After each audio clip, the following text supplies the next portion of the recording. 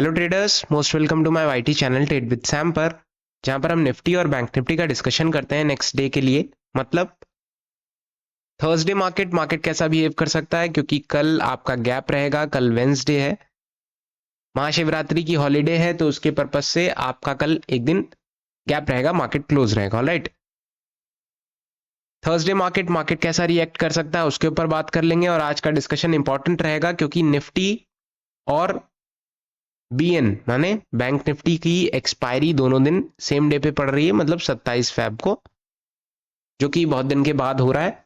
तो देखते हैं क्या चीजें रह सकती हैं और मार्केट किस चीज पे रिएक्शन देगा, क्या कर सकता है, आज कैसा रिएक्ट किया है। ऑलराइट, क्योंकि आज का जो पैटर्न है या फिर आज का जो मार्केट ने ऑल ओवर ट्रेवलिंग की है ऊपर से नीचे तक, वो बहुत ज्यादा कुछ खास की नहीं है। जहां पे ओपनिंग वहीं पे क्लोजिंग 10 पॉइंट ऊपर, 516 के आसपास ओपनिंग, 526 के आसपास क्लोजिंग। तो एक आपको डेली चार्ट पैटर्न पे कुछ ऐसा विक बनता हुआ नजर आया होगा, डाउनसाइड की कैंडल, जो कि एक बहुत ज्यादा अच्छी कैंडल नहीं है। मैं ये नहीं कहूंगा बहुत ज्यादा पॉजिटिव कैंडल है, वो देखने से ही लग रहा है। अब क्या चीजें रह सकती हैं उसके ऊपर हम डिस्कशन करेंगे। पहली चीज क्या है, मार्केट साइडवे रिएक्ट कर रहा है। हालांकि मैंने आपको कल बताया था कि मार्केट कल एक शॉर्ट कवरिंग ट्रिगर कर सकता है। नो डाउट ऐसा कुछ खास देखने को मिला तो नहीं, लेकिन ये भी कहा था कि 600 के ऊपर निकलने देना और 600 के ऊपर टिकने देना। 600 या फिर कोई भी रेजिस्टेंस या कोई भी सपोर्ट, अगर एक स्ट्रॉन्ग रेजिस्टेंस या सपोर्ट है, ऑलराइट, मार्केट वहां पे जाएगा। 1-2 मिनट भले टिक सकता है, लेकिन वापस काफी स्पीड से, जितनी स्पीड में गया उससे 2 गुना स्पीड में वापस नीचे आ जाएगा। तो वही देखने को मिला। 600 के ऊपर आज पूरा दिन मार्केट जा नहीं पाया और एट लास्ट रिलायंस के टूटने की वजह से एट लास्ट आपको जो क्लोजिंग है वो भी बहुत ज्यादा नीचे देखने को मिली, है ना। मैं एक्सपेक्ट कर रहा था कि मार्केट थोड़ा सा ऊपर क्लोज करे, 600 के आसपास क्लोज करे, बट ऐसा कुछ देखने को नहीं मिला। तो हम फालतू में बहुत ज्यादा एक्सपेक्टेशन नहीं लगाएंगे। मैंने आपको कई बार बताया है, लेवल्स के ऊपर ट्रेड करेंगे, सिंपल एज दैट। 600 के ऊपर नहीं निकला, हम ना के बराबर पॉजिटिविटी में जाएंगे। बॉटम पे आएगा, भले हम खरीद लें, बात की बात है। अगर ब्रेकआउट की बात करें तो फिर 600 630 के ऊपर टिकने पे होगा, उससे पहले कुछ खास नहीं। ऑलराइट, क्योंकि न्यूज वगैरह भी बहुत ज्यादा कुछ खास है नहीं इतने समय। अब आप देखोगे एफआईएस की सेलिंग बढ़ती जा रही है। 2 ही 3 टॉपिक गिन चुन के आपको देखने को मिलेंगे न्यूज वगैरह पे भी। यूएस के टेरिफ्स, ट्रम्प साहब जब से आए हैं, ये हो रहा वो हो रहा, वो अलग एक सेक्शन चल रहा है। दूसरा जो एफआईएस की सेलिंग है वो आपका एक अलग चल रहा है। तो यही 2 ऑप्शंस लेके लोग घसीट रहे हैं।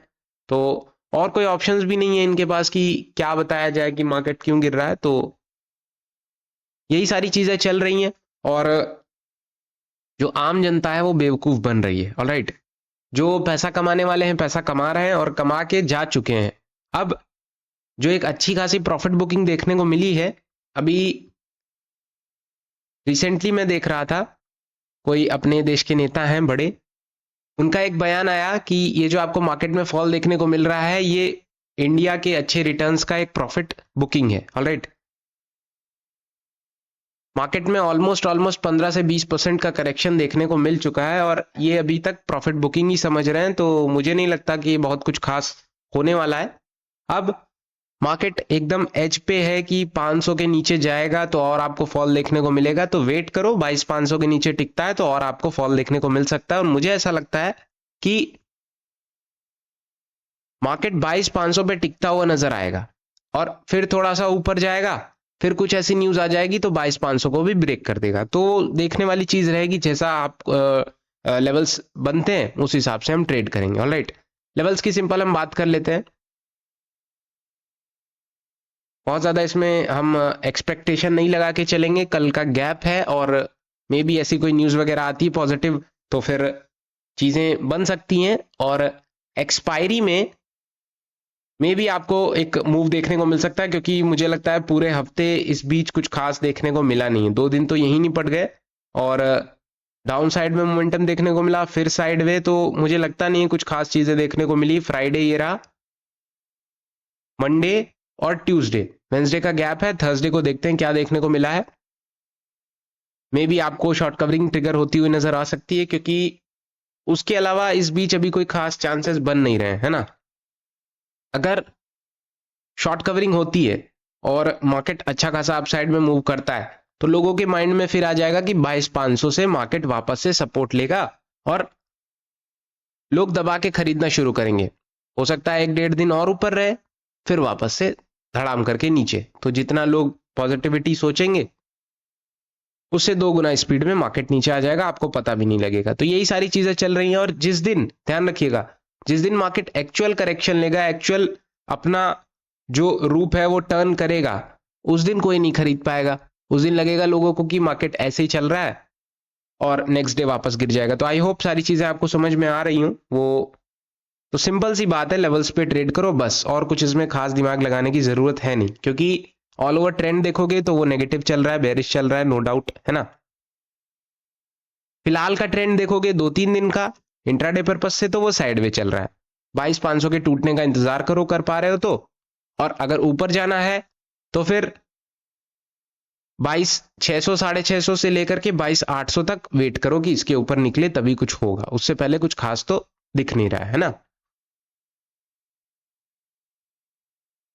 फिलहाल में अगर हम बात करें तो 500 अभी कहां पे, 516 के आसपास है हम लोग। 540 के अगर ऊपर निकलता है, 540 क्या, आप इजी पकड़ लो, 550 पहला टारगेट रहेगा। बॉटम से अगर उठता है तो नेक्स्ट आपका 570-74 के आसपास, इसके ऊपर निकलता है तो 600। मोटा मोटा आप ये पकड़ लो 600 से 625 के अगर ऊपर टिकता है, तभी कुछ ना कुछ मोमेंटम देखने को मिल सकता है, जो कि आपको 650 655 से लेकर के 670 जो प्रीवियस डेज के हाई रहे हैं वहां तक पहुंचा सकता है। बाकी ये गैप फिलिंग भी आपको, अगर 600-650 के ऊपर देखने को मिला, तो ये गैप फिलिंग भी आपको सेम डे देखने को मिल सकती है, जो कि 762 तक है। तो मे बी आप वहां तक पहुंच सकते हो निफ्टी में। ऑलराइट, डाउन साइड की बात करें तो 514 अगर ब्रेक करता है, 485 इजी टारगेट।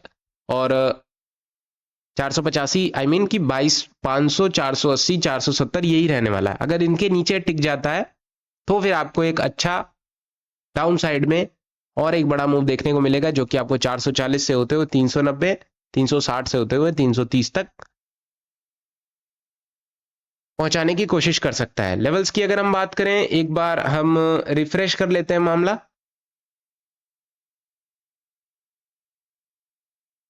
निफ्टी की अगर हम बात करें, निफ्टी में ऑलमोस्ट हम ये बैंक निफ्टी की ऑप्शन चेन खुली है, एक बार निफ्टी की ओपन कर लेते हैं।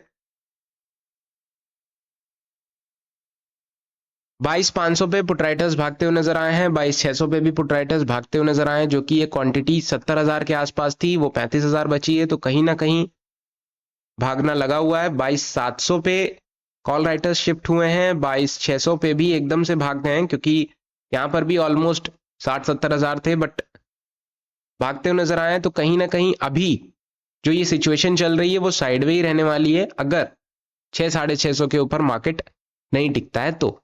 इंट्राडे पर्पज से अगर और ऊपर जाना चाहते हैं तो 22,800 से नीचे बात नहीं बनेगी। ऑलराइट,